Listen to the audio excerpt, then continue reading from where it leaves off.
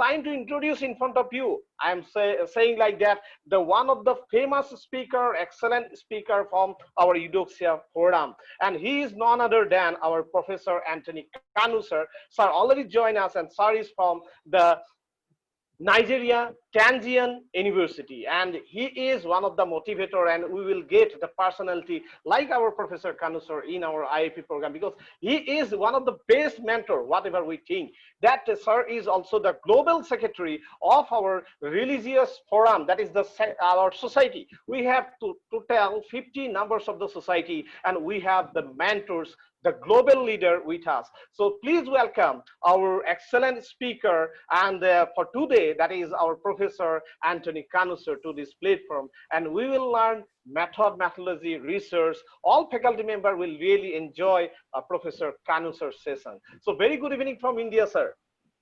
Yeah, good afternoon from Nigeria. And thank you for it's joining. a pleasure. Yeah, it's a pleasure to be And here it once is our again. privilege, sir. It is our privilege that you are coming, because we are always eagerly waiting, because the world is eagerly waiting. That is our participants from India, US, Canada, Bangladesh, all people. That is whatever we are having 193 countries, whenever they are getting the information that Professor Kanu sir will address the session, that they are getting happiness. And this is the way that we can train and motivate our researchers. So thank you, sir, for joining. And may I request you for sharing the screen and go for your excellent presentation, sir. Yeah, I must also say that it's a pleasure each time I come up here, and it also comes with a lot of opportunities, actually. And when I talk about opportunities, I mean contacts, connections. That's one thing which we can't run away from when we come together as a global community to interact.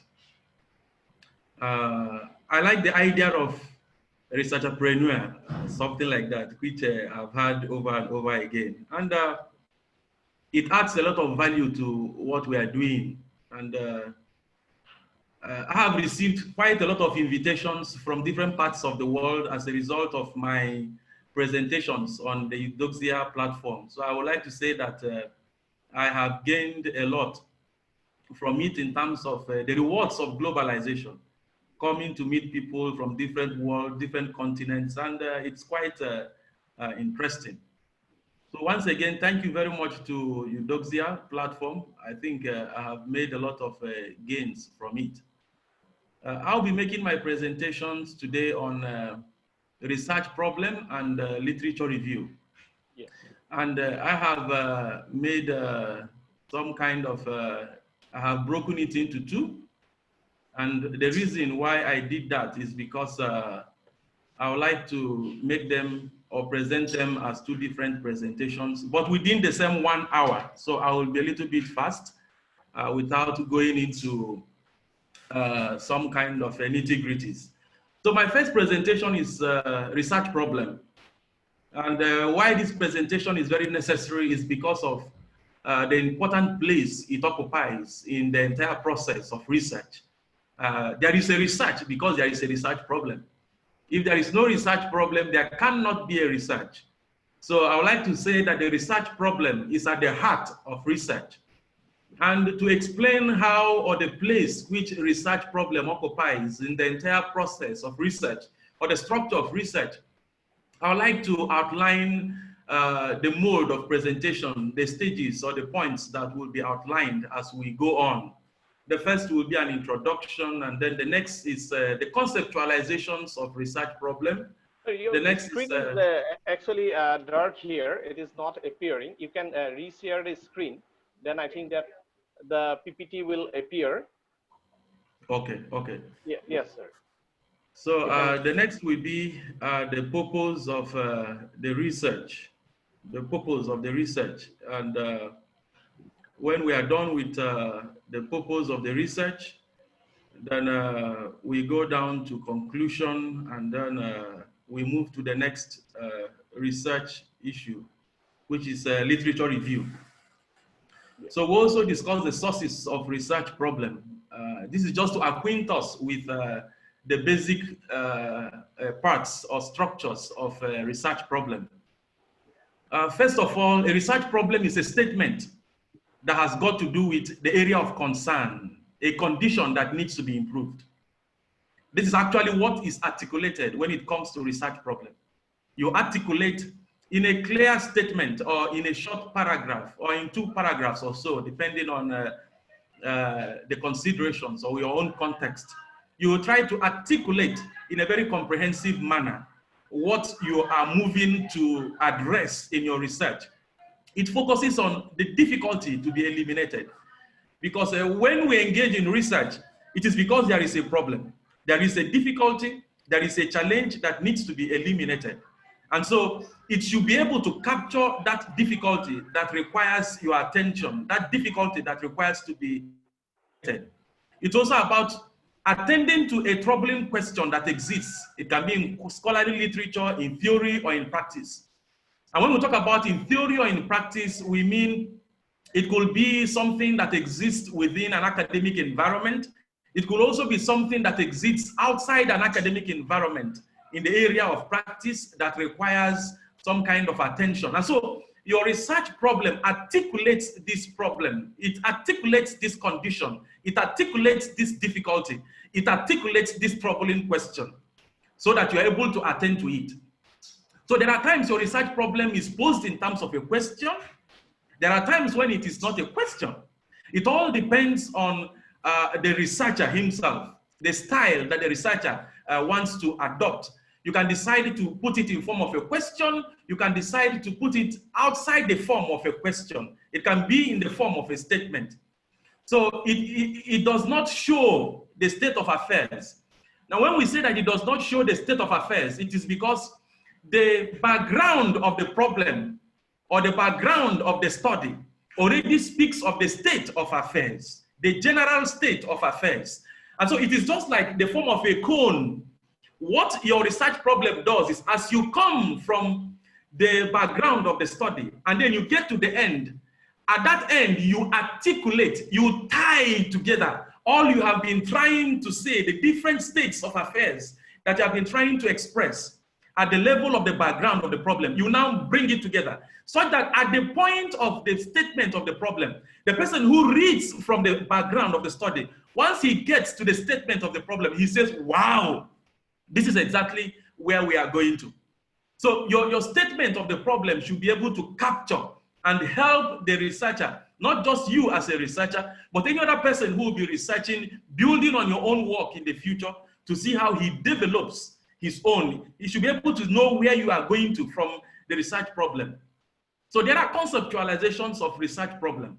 And the first conceptualization of research problem is the casuist research problem. The casuist research problem has got to do with the question of right and wrong. If your research deals with the question of right and wrong, specifically in the area of ethics or the area of moral theology, all the questions, the basic questions that might arise within that context is the question of, is it right or is it wrong? It can also apply in other areas of research, but an area of research that has got to do with ethics, asking questions about the right or the wrong of a thing. I think let me get it back. Then the next is a difference research problem. And when we talk about the difference research problem, it tries to ask questions as regards the difference between a group or the difference between... One thing we can do, that is we can share the screen. We have received your PPT, and since it is not appearing, we are sharing from our side. And if whenever it is required to be next slide, you can just say the next, and we are sharing, sir. Okay, On okay, behalf that's of you. fine. Yeah, yes, okay. sir. Thank you. Okay. And we will share it, sir. Okay.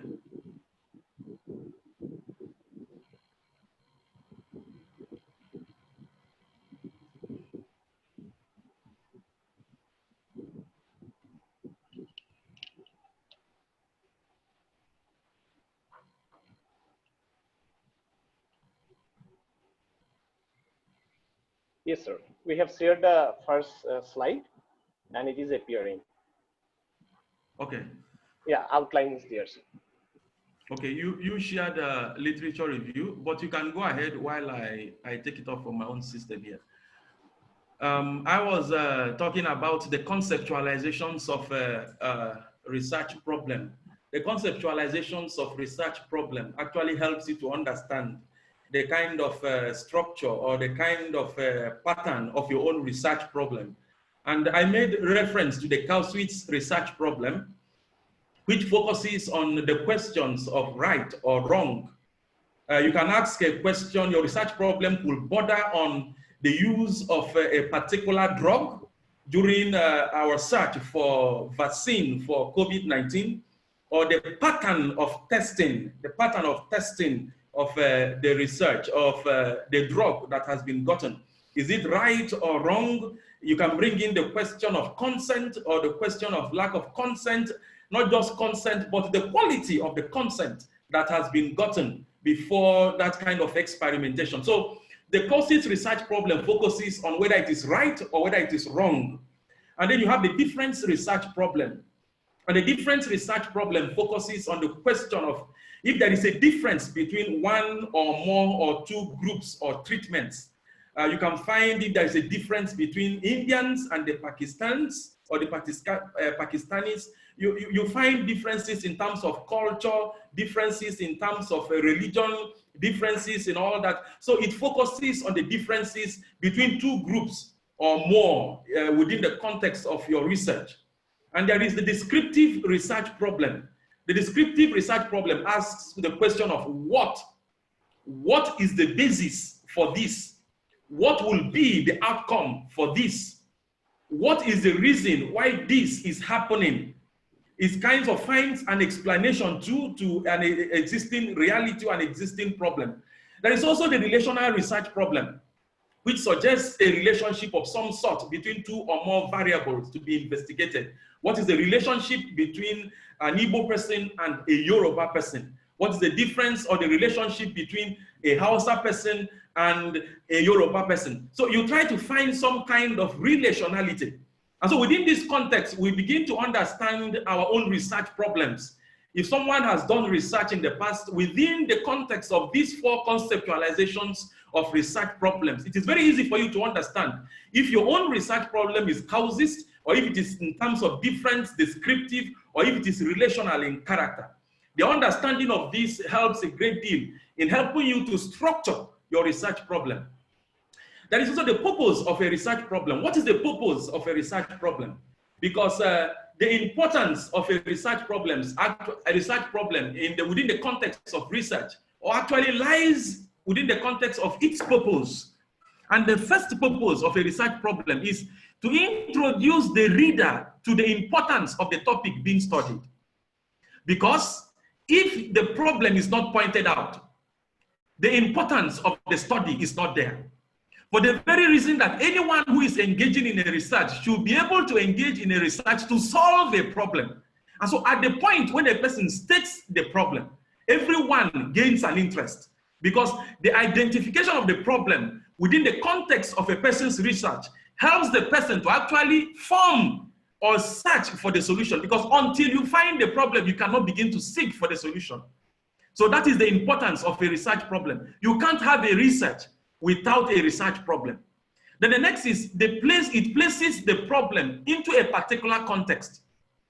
For instance, if you are talking about research or the problem of COVID-19 pandemic, if I state my research problem contextualizes it. For instance, if I talk about the disparity in the reception of treatment in terms of gender within the context of Nigeria, finding the problem, I have already contextualized it, because I can't just begin to find a solution to the universal problem of COVID-19 without contextualizing it. That statement of the problem, bringing in the issue of women, bringing in the issue of gender, bringing in the issue of disproportion, also helps me to contextualize it.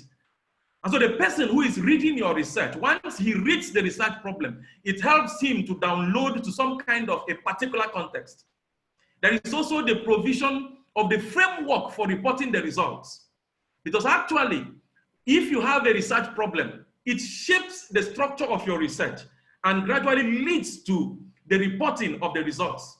Because it is the research problem that bases or that helps you to find a result. You have found a problem, you do a research, then you find a result. It is the problem that you have found that conditions the result. You can't find a problem and then give a result that has no bearing with the problem. If you have a problem or in terms of research and you cannot relate it to the result that you have found in your research, then your research is not in any way helpful to society, because that result will not be addressing a problem. So your research problem forms a kind of a bridge across your own research to the results that you are finding or that you have found. It forms a kind of a connection. There has to be a very strong connection between that research problem and the results that you have gotten. It is only at that point when your research problem has a connection with the result that you are reporting that you are able to make an impact within the context of research. Now we also talk about the qualities of a research problem, so that as you are presenting your research problem or as you are articulating your research problem, you should be able to ask yourself questions such as, what are the qualities of this research problem? Or you should be able to look at the present discussion on research or qualities of research problem, and then go back to ask yourself, has it any bearing with what you are doing or your articulation of your research problem? The first quality of a research problem is that it must be clear and precise. If your research problem is not clear and precise, then there is a problem. You have created another problem actually, because if your research problem is not precise, then it has not been articulated. And this is why in every research, in most researches, the research problem does not go beyond half a page. That is part of the issue of clarity and precision. And even when it is half a page, you should be able to state clearly that this is what you are trying to address. If it is not clear, if it is not precise, it is as good as not having a research problem in your research. And that is why most supervisors, most professors will try to advise that you do not in any way have a very long research problem, because the length should have gone to the background of the study. And so your research problem is only an articulation of what you have expressed, the different states of affairs that you have expressed in your background of the study. The next is that it should be compelling. When we talk about compelling, we mean a person who reads your work should be able to, after reading the statement of the problem, he should have that hunger to go on to study, to see how you have been able to address the problem. But if you have a research problem that is not compelling, after reading the research problem, the person might not even go on. Apart from those who will be reading your work, there is need that your research problem should be able to compel you as well. Having discovered this problem, then it should be able to compel you to go into research. That research problem should be at the basis or the driving force that moves you, compelling you to find the solution to the problem that you have discovered. The next is that it should be able to support multiple perspectives, so that once you have your research problem articulated, through that research problem, multiple perspectives should be able to emerge from that research problem. As articulated as it is, one should be able to discover so many things from that, taken up from that research problem. The next is that it should be researchable. And when we say that it should be researchable, we are saying that you do not take up a problem that you cannot solve. There is a saying by Socrates, man, know yourself. You dare not take up a problem that you cannot solve. If you take up a research problem that you cannot solve, then your research will not get to a conclusion. You will not get to the point where you discover results and all that, or report your research, because you will not be able to carry on to the end, or to engage in a research that you know that you cannot fund. If you know you cannot fund that research, then it is not researchable for you. So you do not introduce a research problem that you cannot solve at all. Then there is the identification of what will be studied. Once I read your research problem, I should be able to say, well, this is what this person wants to study. This is what this person wants to address. This is the problem that this person wants to deal with. I should be able to say that this is the direction that you are going to in your study. Then the next is identification of overarching question and key factors or variables. So when I read your research problem, I should be able to identify the basic question that you are addressing. And that is why some researchers will even put their own research problems in the form or in the pattern of a question. So these are the basic qualities of a research problem. So that during the course of your research, and you get to a point where you cannot find any of these, then there is a problem. But there are other qualities as well, and it involves identification of key concepts and terms, so that in your research problem, you should be able to introduce your readers, or even to identify for yourself, who is a researcher, the key concepts that you need. The next is you should be able to articulate the study's boundaries and parameters, which means that if I look at your research problem, I should be able to say that this is the limit that you are going, this is the boundary that you will be following, or this is the parameter that you should be following, or you will do your study within this particular context. Once you tell me that your research problem is about finding the solution to the disproportionate access to a treatment of women in terms of gender during COVID-19, I already know where you're going to. I already know that you are dealing with a Nigerian issue. I know you are dealing with a gender issue. I know that you are dealing with a case of a disproportion. Already you are introducing me to the concepts. One of the concepts you are introducing me to is disproportion.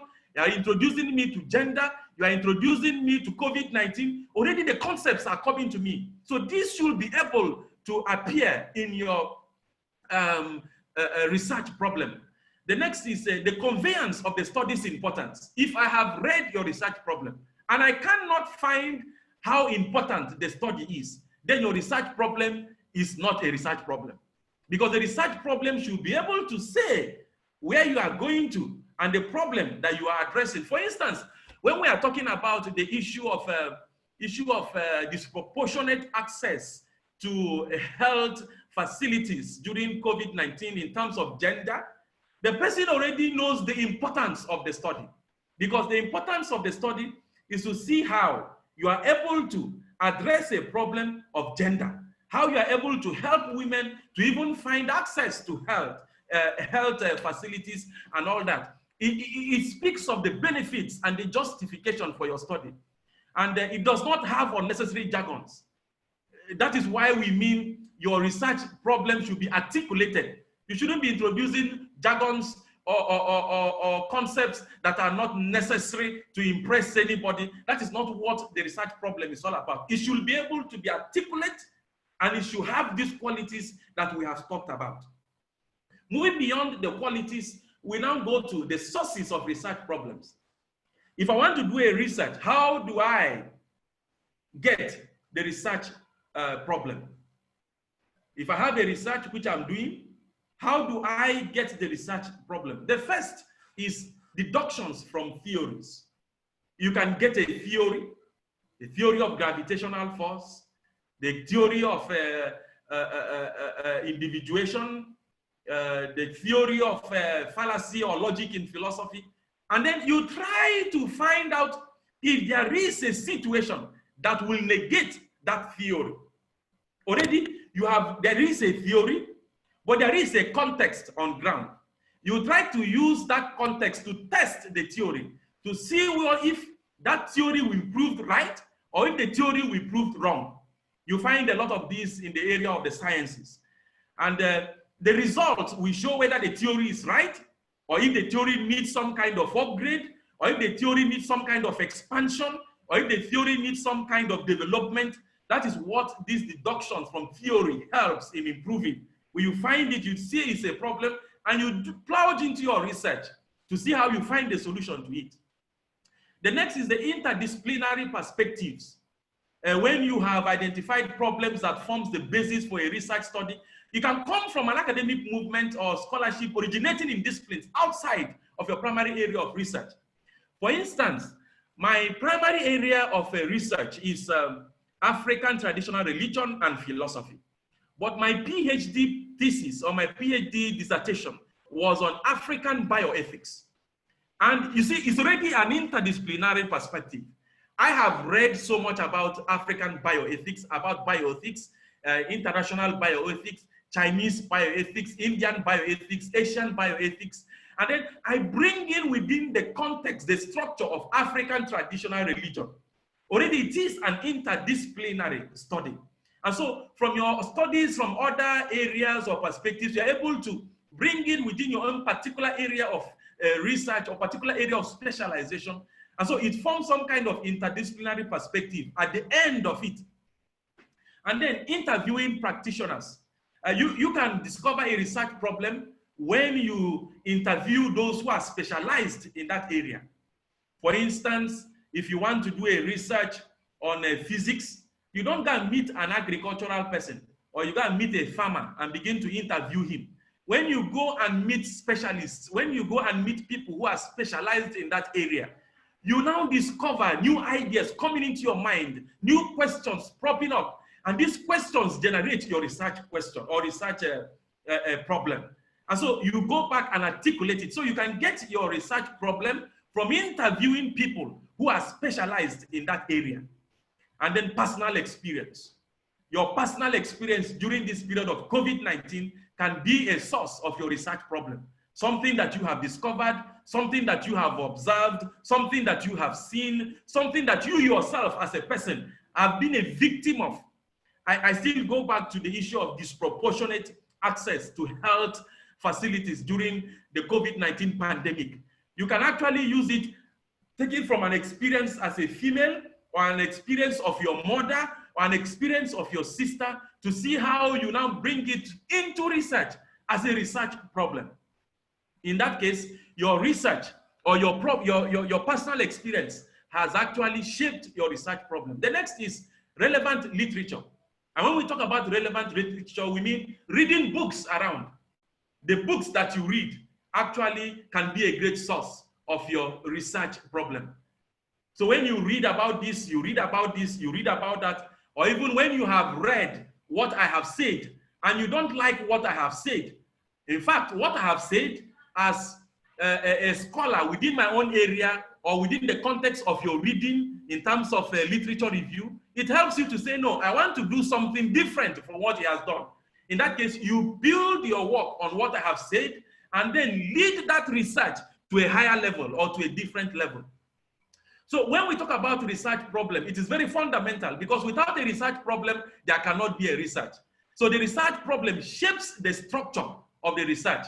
It is such that without a research problem, you cannot be talking about research. So that is why we emphasize the importance of research problem. So beyond the research problem, I just made a connection between literature review and the search for a research problem. And I pointed out that your research problem can come from the literature review that you have made, or the literatures that you have read, or the literatures that are available to you. And this takes us to the next level of our study or discussion this afternoon or evening in India, which is literature review.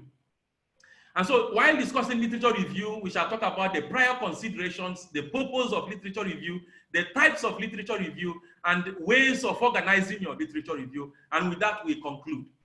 So when we talk about literature review, what do we mean?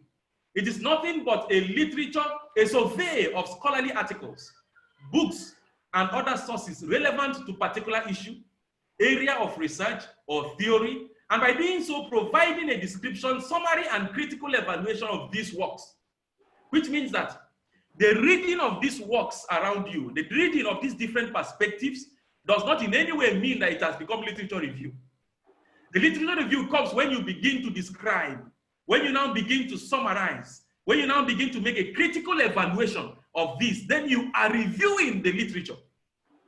There are some who think that literature review is just bringing works together or different perspectives on a particular area of study. That is not enough as literature review. You should be able to make a description of them, summarize them, critically evaluate them. Then when you have done this, then you have made a literature review. And what it does is that it helps you to provide an overview of sources that you have explored. And it is usually the second part of, or the second chapter of your research. It forms like a basis, a foundation for your research. And you are saying that other scholars have said this. Now, this is what I want to say. But if you have not said what other scholars have said, you end up saying what other scholars have said. And if you say what other scholars have said, then you have not made any contribution to knowledge. The beauty of your contribution is based on when you have said, this is what this person has said, this is what this other person has said, this is the perspective of this scholar, and now this is my own contribution to knowledge. What are the prior considerations that you must take before you begin your literature review? The first, especially when you are a student and you are dealing or you are working under a professor, you need to clarify from your professor what type of sources he requires. Is it journals? Is it just websites? Or is it website articles or books? Or is it a combination of all? You need to also learn from him or to know from him, should they be summarized? Should they be synthesized? Should they be critiqued? Because the perspective of your professor is very important in the process. And even if you are not doing a research under a professor, you also need someone who will guide you. And that is what I also mean within this context as a professor. Should they be evaluated? Because there are professors who emphasize that those literatures must be evaluated. What is the purpose of evaluating them? In evaluating them, you provide a solid foundation for other researchers who will be coming after you. You should be able to ask your professor, should you provide subheadings or other background information, such as definitions or a history, so that you do not waste your time in providing definitions and histories or subheadings, and you get to the professor and he tells you that they are irrelevant. The next that you need to do while preparing your literature review is to find models, because there are models in every research. There are people who have gone that path before you. And even if they have not gone exactly the same path, there are people who have gone through a path that is closer to the path that you need to walk. So you go back to the researches of these scholars and then ask yourself questions. How did they do their own? What model did they employ?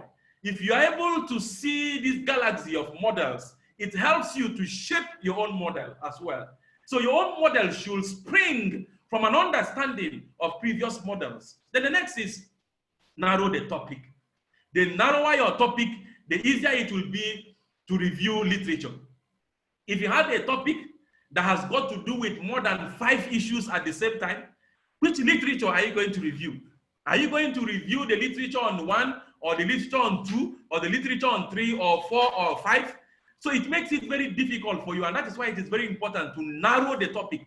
The more you narrow the topic, the easier it is for you to bring literature together around that same topic that you have chosen to be reviewed.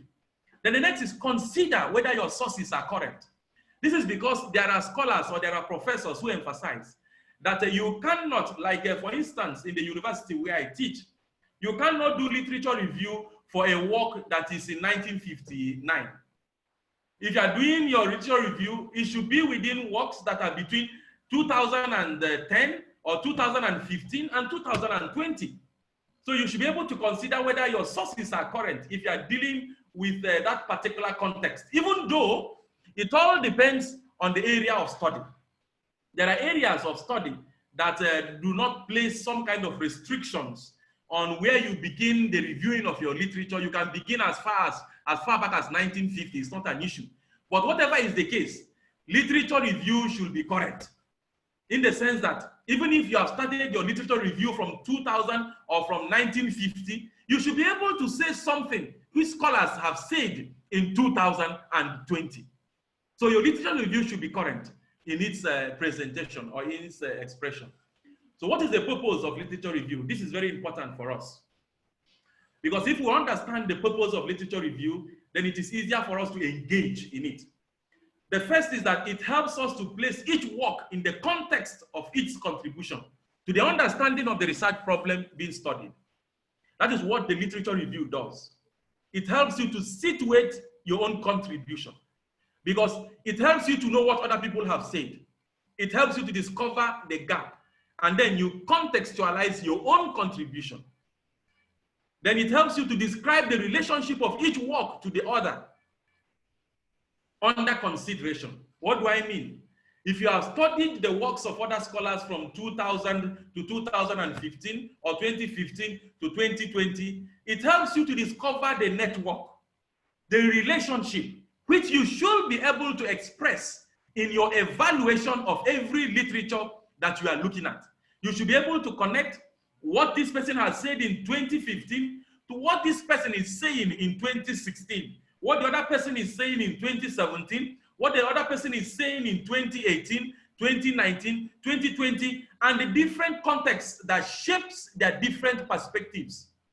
It helps you also to identify new ways to interpret, shed light on any gap in previous research, because your context as a researcher is not the context of the other researcher. And so if the researcher, based on his own limited context, is able to discover this, the value you add to knowledge is to be able to say, there could be a better way to interpret this. There could be a better way to understand this. There could be another way, not necessarily a better way, to understand this or to interpret this. And that is the value you add to knowledge. And it is the literature review that helps you to discover this. Because if you have not read what other people have said, you will not be able to discover the gap that needs to be filled. It helps you to also resolve conflicts among seemingly contradictory previous studies. Because if I have discovered what Rashid has said in 2010, which is contrary to what Muhammad has said in 2017, there is a conflict of opinion. Now, as an independent scholar, independent of these two researchers, I'm able to interpret data better and to resolve the conflict between them. But I must read their own literatures. I must read their works before I'm able to resolve this conflict. And you can resolve these conflicts by identifying the particular contexts of the different researchers that have shaped their perspective. It also helps you to identify areas of prior scholarship to prevent duplication of effort. And this points to what I have said earlier. It is literature review that helps you or that saves you from making the mistake of going to write on something that somebody had already written before, or write on something that somebody has already found a solution to. It is literature review that helps you to avoid that problem. And also literature review helps you to point the way in fulfilling the need for additional research. Because once you have discovered that there is a problem, then you begin to read literatures. Then you find what other people have said. It is only at that point you discover what other people have not said, which you yourself, you are stepping into the scene to now say as a researcher. And this is why what we mean by it helps you to point the way in fulfilling a need for additional research. If you have not read the literature of others, you cannot point out the need for additional research. It also helps you to locate your own research within the context of existing literature. That's actually what literature review helps you, to locate your own research within the context of existing literature. This person has said this, this person has said this, within the context of these literatures that are already in existence, this is what I am saying. We now move to the next consideration of our literature review. It is the analytical features of literature review, analytical features of literature review. And the analytical features of literature review include giving a new interpretation of old material or combine new with old interpretations. That is the analytical advantage that literature review gives to you.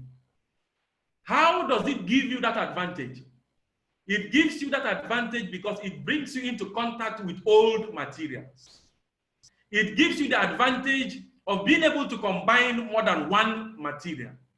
And so when you're able to see old materials, combine one or two materials together, it helps you to bring up a new interpretation if possible. The next is, it helps you to trace the intellectual progression of the field, including major debates. If you are talking about debates in terms of pandemic, what other people have said in the past, as you read it, you see the intellectual progression within the field of that study. You encounter major debates. And if you do not understand the progression of that research or the progression of that debate, the intellectual progression of that knowledge, you will make exactly the same mistake that other people have made. And so there is a liberating factor in the discovery of literatures within the same area. It helps you to understand how it has progressed. And as you understand as it has progressed, you are building a foundation for your own. Because your own will rest on that intellectual progression of that field or that area of research. And it helps you in analyzing. If you have known what this person has said, what this other person has done, what this person has discovered, it helps you to analyze those perspectives and also gives you an extra analytical ability in also presenting your own individual perspective. The analytical feature of literature review is found in evaluating the sources and advising the reader on the most pertinent or relevant perspective. You cannot evaluate in a very wonderful way when you have not seen or understood what other people have said. It is what they have said that enriches your analytical ability to be able to evaluate sources. Then identify where gaps exist, which I've spoken about in the past. What it helps you do is you discover the gap and then you now contextualize your own problem and all that.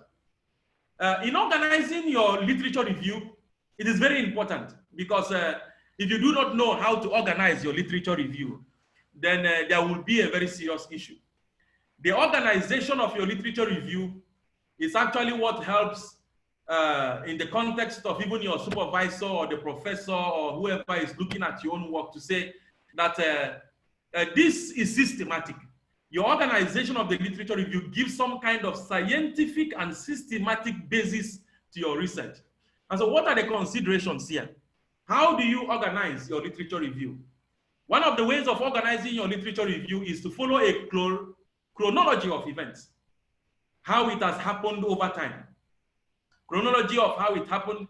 You can also take, it happened in 2010, you make a presentation of that. This happened in 2011, you make a presentation of that.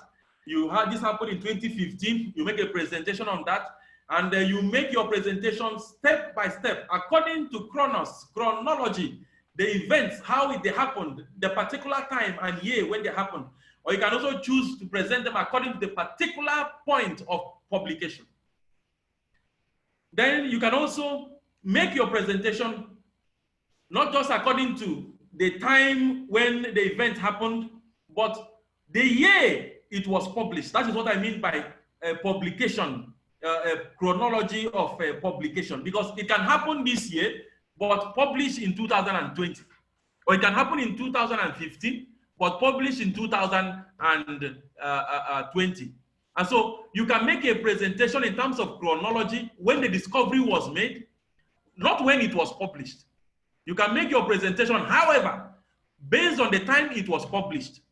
So the time of publication becomes like a basis for your chronological presentation.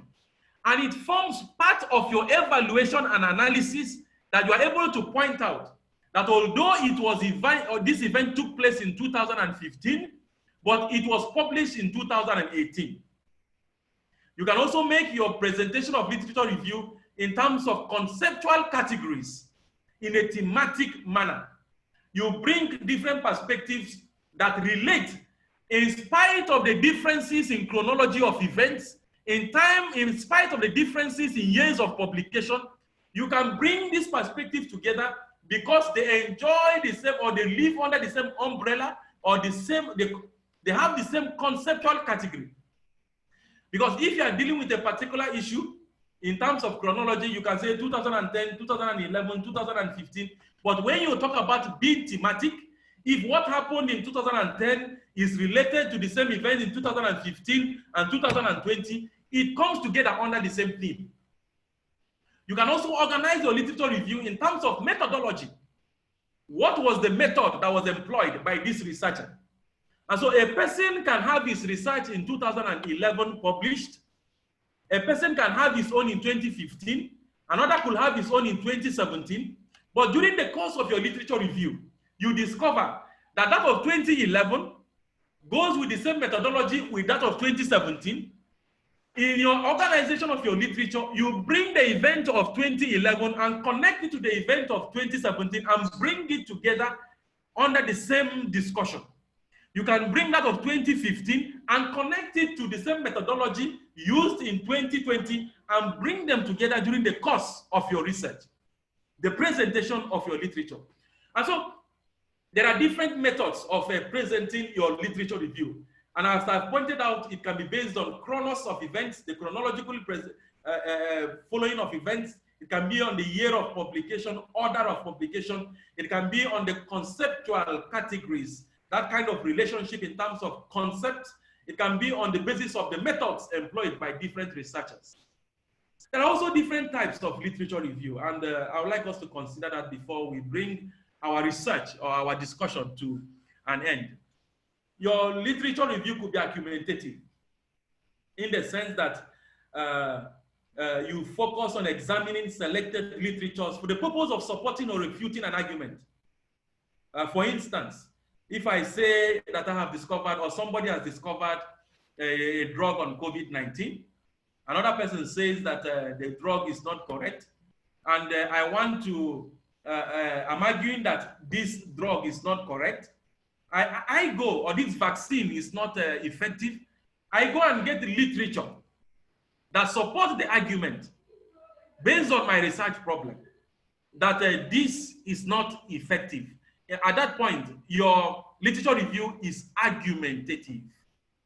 Then integrative review. This is a form of research that reviews, criticizes, and synthesizes perspectives. It integrates. It brings different perspectives together and weaves them into one, some kind of an integrative review. It all depends. This is different from argumentation. In the process of argumentation, I'm saying that this is not this is this. But in the process of integration, I am bringing this and bringing this together and see how I put them forth. Your literature review could be historical, in the sense that you are examining research throughout a period of time.